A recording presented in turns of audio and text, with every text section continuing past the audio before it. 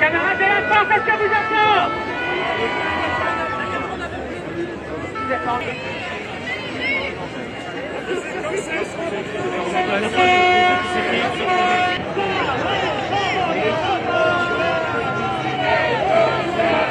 Si on n'était pas descendu dans la rue, le texte il serait déjà voté, vous voyez. Donc après il fait son chemin, mais on ne peut pas dire que ça soit un chemin, c'est pas une autoroute.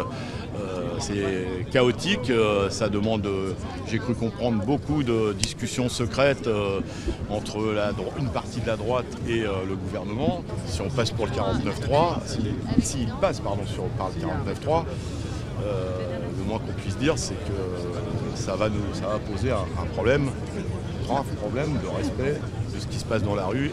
On constate une situation, une détermination forte, une colère. Des citoyens qui se mobilisent nombreux et qui disent qu'est-ce qu'il faut faire pour être entendu par le gouvernement. Nous, on est le relais de ce qu'on entend, de nos adhérents, des salariés.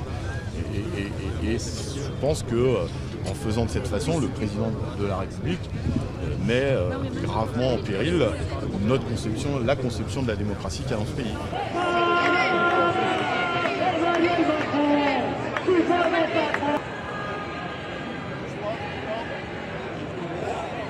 Le 49.3 dans une réforme qui est mal boutiquée, que personne ne comprend, qui a été mal défendue, qui fait l'objet d'une immense contestation de la population dans l'opinion, mais aussi dans les rues, qui a eu un débat parlementaire escamoté, elle ne peut pas se conclure avec un 49.3.